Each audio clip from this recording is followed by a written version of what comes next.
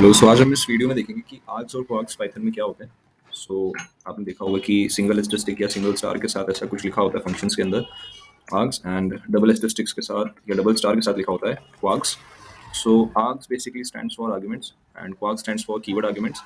और आर्ग्स के हेल्प से हम किसी भी फंक्शन में मल्टीपल आर्ग्यूमेंट्स को दे सकते हैं, एंड क्वार्क्स की हेल्प से हम किसी भी फंक्शन में मल्टीपल कीवर्ड आर्ग्यूमेंट्स दे सकते हैं। So let's create a normal function और उससे हम समझते हैं कि ऐड वन नाम का एक फंक्शन बनाया मैंने, एंड इसमें मैं एन में +1 करूँगा और इस एन को रिटर्न कर दूंगा। सो ये फंक्शन क्या कह रहा है कि टेक अ पैरामीटर या टेक एन आर्गुमेंट एन, एक इंटीजर लो, एंड यहाँ पे हम दे देते हैं कि एन इज एन इंटीजर। सो एक इंटीजर लो और उसमें 1 ऐड कर दो और उसको रिटर्न कर दो। सो लेट्स से कि एक काउंट नाम का मैं वेरिएबल बनाता हूँ और ऐड 1 काउंट, और इसको मैं प्रिंट करता हूँ।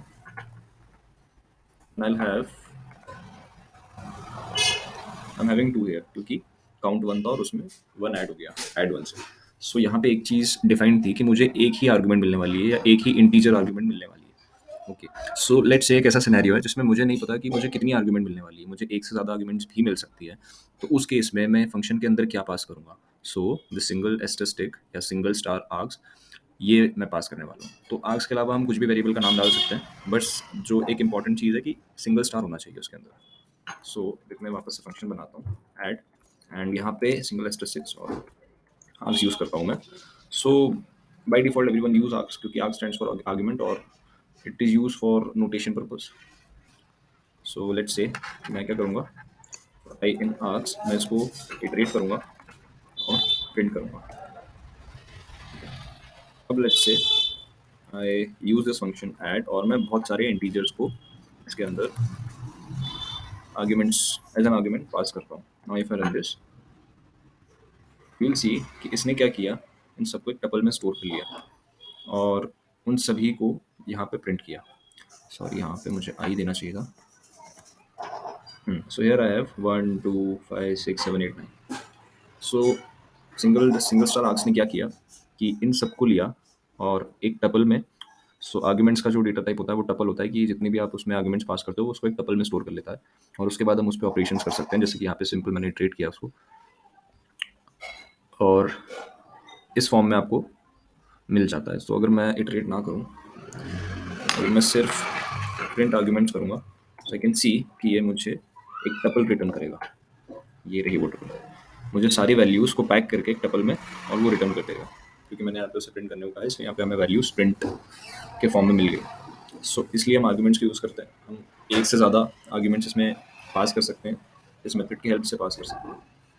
एंड इसमें हम एक चीज़ और ऐड करके देखते हैं कि हमारा ऐड वाला फंक्शन है, तो हम चाहते हैं कि जो भी वैल्यूज़ हो ये आपस में ऐड होते जाएं। तो आई इन args, what we can do is we can create a local variable count underscore, और count underscore में आई ऐड हो जाए और एट द एंड हम इसी को रिटर्न कर देते हैं। So now if I print this, अभी मुझे प्रिंट लिखना पड़ेगा क्योंकि मैं फंक्शन में से प्रिंट नहीं करवा रहा हूँ। सो वी हैव 38, और अगर हम सबको ऐड कर लें तो हमारे पास 38 ही आएगा। So this is the use of args, single star args. बहुत इंपॉर्टेंट चीज़ है, and it is asked in interviews for Python developer और Python related roles. So make sure कि आपको ये पता हो कि आर्ग्स क्या होता है।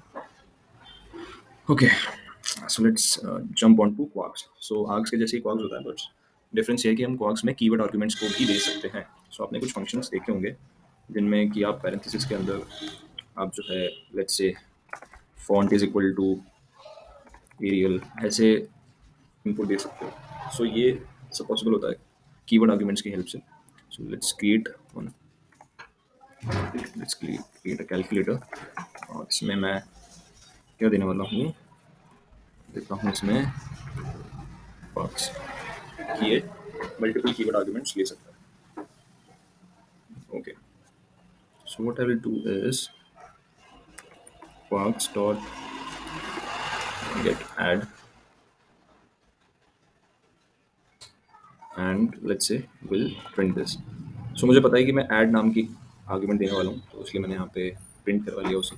So let's use this calculator, और यहाँ पे आप देखोगे सो डबल स्टार क्वार्क्स लिखा है, यानी कि ये मल्टीपल कीवर्ड आर्गुमेंट्स ले सकता है ये फंक्शन।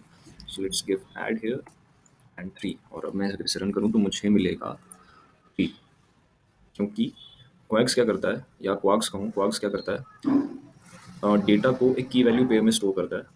जैसे कि आर्गुमेंट एक टपल बना लेता है सारे आर्गुमेंट्स की, वैसे ही कीवर्ड आर्गुमेंट्स या क्वार्क्स एक डिक्शनरी बना लेता है जितने भी कीवर्ड आर्गुमेंट्स हैं। तो जो की होगी मेरी यहाँ पे ऐड, और यहाँ पे जो मैंने वैल्यू दी थी ये वैल्यूज में चला गया। एंड इसका अगर हमें स्ट्रक्चर देखना हो तो हम प्रिंट करवा सकते हैं क्वार्क्स को अंदर, और अगर हम रन करें तो यहाँ पे आप देखोगे कि एक डिक्शनरी रिटर्न करी उसने, क्योंकि मैंने यहाँ पे नेक्स्ट लाइन में क्वार्क्स को भी प्रिंट किया। सो एक डिक्शनरी क्रिएट करता है।